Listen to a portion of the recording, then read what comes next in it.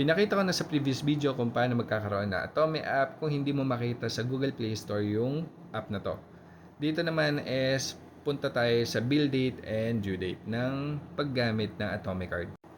Ito na yung homepage na Atome account natin. May kita natin dito yung cards tab. So sa paggamit mo ng Atome card, ito na yon. May kita natin dito yung credit limit natin. Kung OFW ka and bago ka lang sa Atome account mo, usually mababa lang muna yung credit limit. Siguro nasa bandang 5,000 pesos. Pero habang tumatagal, pag ginagamit mo na, mabilis silang mag-increase ng credit limit. Dito naman sa cash, kung kailangan mo ng cash loan for emergency, lalabas dito yan. Tapos yung savings account natin is dito. Kung gusto mo mag-ipon, meron niyang interest na 3.25% annually. So maganda din to actually. Dito tayo sa Atome Cards tab. So dito sa loob ng cards tab natin is meron virtual at saka physical card. Kung OFW ka, ito lang muna yung kunin mo, saka mo na kukunin to pag uwi mo ng Pinas. Okay? So sa virtual card or digital card ng Atome, makikita natin dyan yung card details ng Atome card natin.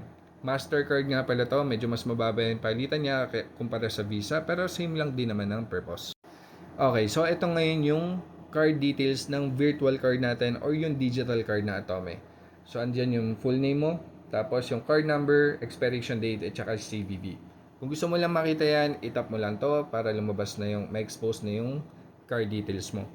Tapos, kunyari, nasa ibang bansa ka, so para tumaas na kagad yung credit limit mo, is gamitin mo lang ng gamitin to bilang payment method sa mga online shops dun sa bansa mo.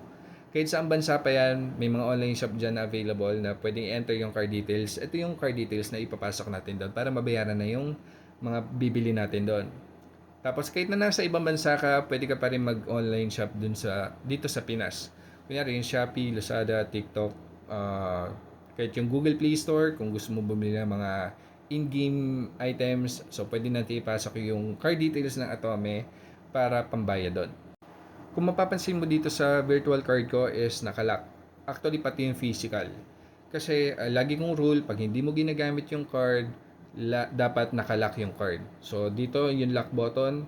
Pag gagamitin ko siya ngayong araw, i-unlock ko lang. Pero pagdating ng hapon, pagtapos ko na siyang gamitin, ilalock ko na ulit yan. Para maging secure lang tayo.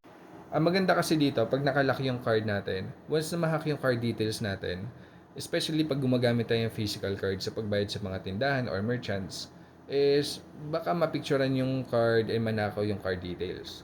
Kung manakaw man, kung gamitin nila sa mga fraudulent transaction yung ATM card na to, hindi magpo-proceed.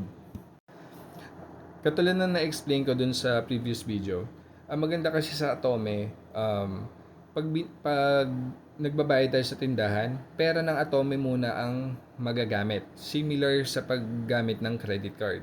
Hindi katulad yan ng mga debit cards na pag nahack yung card details natin, tapos nagkaroon ng fraudulent transaction, ipon natin yung maapektuhan doon and pahirapan talaga sa pag-refund. And most likely, pag sinabi pa ng bank na authorize natin yung transaction na yun, hindi na natin makukuha yung pera natin na yun.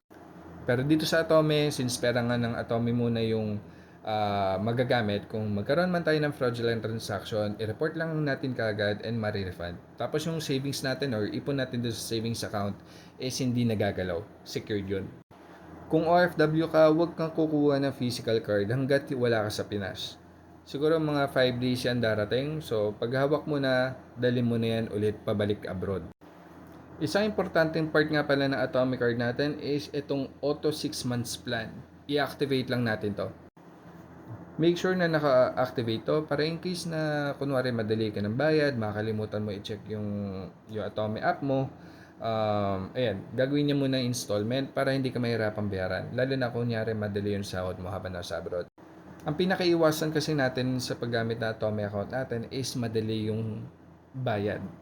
Lalo na kung magkakaroon na tayo ng penalties and worse than that is baka mag-report si Atome dun sa credit bureau natin, which is magkakos ng pagbagsak ng credit score natin. Pag bumababa yung credit score, mas lalabo na magkaroon kayo ng credit card. Kasi yung mga yung mga major banks, chinecheck muna nila yung credit score mo bago sila mag-approve ng credit card sa'yo o kaya mga loans. So kung mababa yung credit score mo nang dahil sa hindi mo pagbayad or pagdelay ng bayad dito sa Atome, so most likely baka ma-reject ka. So hanggang sa Pag-ibig or SSS na lang talaga yung pwede mo malapitan pagdating sa mga loans. Pagdating nga pala sa paggamit ng Atome abroad, so meron lang siyang 3.1% na additional international transaction fee. So sa 1,000 pesos, meron siyang patong na 31 pesos. So medyo maliit lang din naman kahit papaano. Ang importante kasi is mas secured yung paggamit ng Atome kumpara dun sa paggamit ng mga debit cards natin wherein nandun yung mga ipon natin. Next na importante tinitingnan natin para hindi tayo madali is kung kailan nga ba yung bill date at saka yung due date natin. Makikita natin yan sa ilalim. So pag-tap natin ng Go to Bills dito sa ilalim, para hindi tayo malito sa pagbasa ng build at saka unbuild, itong dalawang tab, ito huwag ka mag-focus dito. Ang nandito kasi sa loob, ito yung mga ongoing transactions mo. Dito naman sa build, pagsasamahin niya lahat ng mga naging transaction mo na nasa loob ng unbuild, i-compile niya, lalabas dito sa build. Okay? Pagdating ng September 3, matatanggal yung green smiley face dito at lalabas dito kung magkano yung kailangan mong bayaran and lilitaw na rin dito yung pay early button.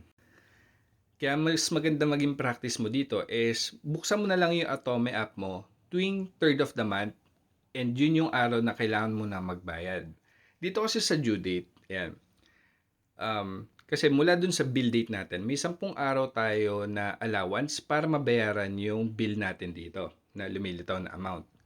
So, kaya mas maganda, pagdating pa lang ng bill date, yan, yung 3rd of the month, is bayaran mo na. Para hindi ka na mataranta or hindi mo malagpasan yung petsa ng due date.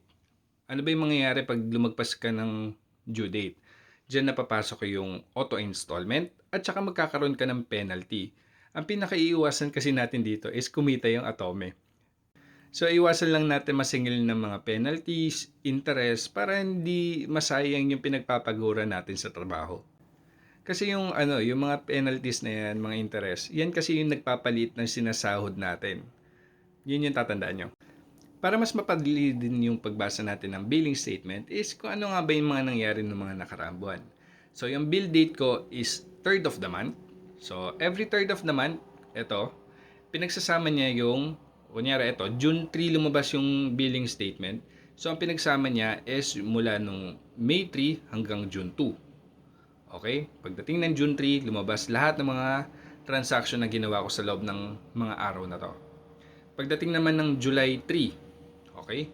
Noong July 3, pinagsama-sama niya lahat ng mga transaction na ginawa ko mula June 3 hanggang July 2. Okay? Tapos, ito naman, yung billing statement ko noong August 3, bali pinagsama-sama niya yung ginastos ko mula July 3 hanggang August 2.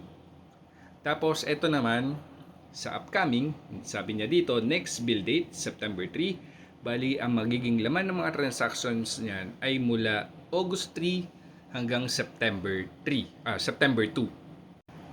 May mga tao kasi na nalilito sa pagdating sa kung kailan ba magandang gamitin yung Atome para matagal bayaran. So kung titingnan natin dito, kunyari sa June bill natin, na lumabas ang billing statement ng July 3. Kung ginamit mo nung June 3 yung Atome card mo, July 3 pa lalabas yung billing statement and yun pa lang kailangan bayaran. So halos isang buwan yung palugit. Pero kung let's say, June 30 mo ginamit yung Atome card mo, tapos pagdating ng July 3, pagsasamahin na niya kagad yan, papasok na kagad. Ilang araw pa lang, kailangan mo na kagad bayaran yung ginastos mo dito. Pero kunyari, July 3 mo ginastos July 3 ka gumastos ng Atome card mo, since lumabas na yung billing statement natin, dito na siya papasok. July 3 mo ginamit yung ATM card, yung Atome card mo. So, August 3 mo pa siya kailangan bayaran. I think na-explain ko na lahat ng kailangan ko ma-explain dito. In case na interesado ka magkaroon ng Atome account, ilalagay ko yung referral code or referral link ko dito sa caption ng video na to. So, sana magamit mo din. Thank you for watching.